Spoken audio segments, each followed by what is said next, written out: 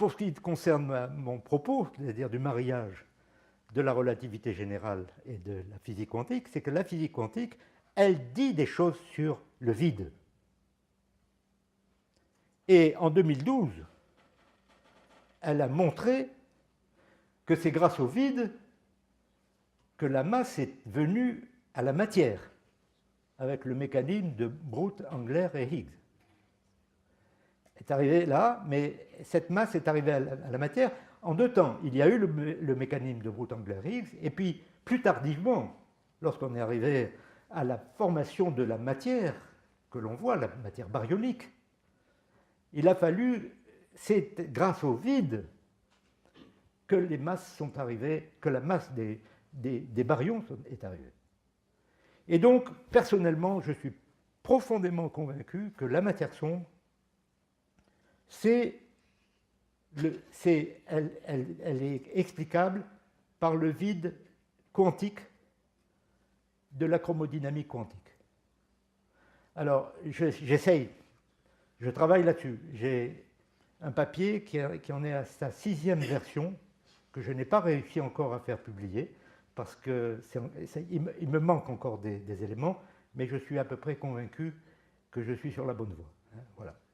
Alors, je vais terminer ici en vous montrant des schémas que m'a inspiré mon collègue du LARCIM, Alexei Greenbaum, qui est un jeune physicien, philosophe russe, qui a fait ses études ici à l'École Polytechnique, et qui a fait sa thèse sur la signification de la théorie de l'information en physique quantique. Et alors, voilà ce qu'il a fait. Il a introduit un schéma. Alors là, ça c'est la référence de sa thèse, qu'on peut trouver en anglais. Hein. Alors voilà, il introduit ce qu'il appelle la boucle d'existence qui relie matière et information. Et alors, on met un sens de rotation dans cette boucle. Alors, voilà ce qu'il dit. D'ici, on prend cette boucle telle qu'elle et on se pose la question de la matière ou de l'information, laquelle est de la vraie la théorie et l'autre est une métathéorie. Si vous avez cette boucle et puis que vous ne mettez pas une coupure dans cette boucle, bien vous avez un défaut logique parce que vous confondez théorie et métathéorie. Alors, ce qu'il dit, c'est qu'il faut mettre une coupure. Alors, on peut la mettre de deux façons différentes. Vous pouvez la mettre ici, la coupure. Alors, vous voyez, si vous coupez ici, l'information peut se déduire de la matière. D'accord? L'information est matérielle. Par contre, si vous la mettez là, la coupure, eh bien, c'est la matière qui se déduit de l'information. Donc, la matière est informationnelle. Et voilà, c'est ce qu'il a fait. Hein. Sa thèse, c'était de montrer que la physique quantique, on peut la formuler complètement à partir d'une théorie de l'information. Et vous voyez, le fait que vous avez ces deux possibilités, ben c'est vous avez une complémentarité.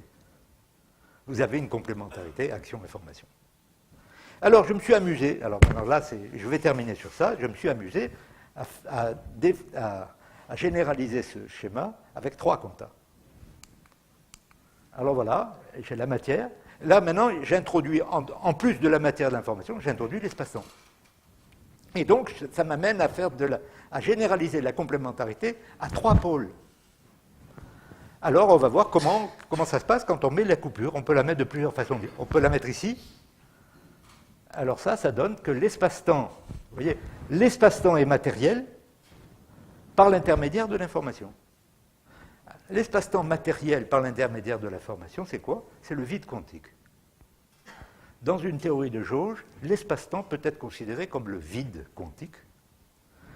Et il est matériel parce que par l'intermédiaire de l'information, c'est un milieu complexe avec des fluctuations.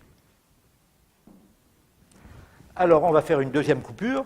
Si on met la coupure ici, vous avez que la matière est informationnelle par l'intermédiaire de l'espace-temps. Et enfin, si vous la mettez là, l'information est spatio-temporelle par l'intermédiaire de la matière. Bon, alors, ça vaut ce que ça vaut, mais voilà. Donc, je vous soumets ça et je vais en rester là, en espérant que vous n'avez pas été trop trop barbé parce que je raconte. Merci.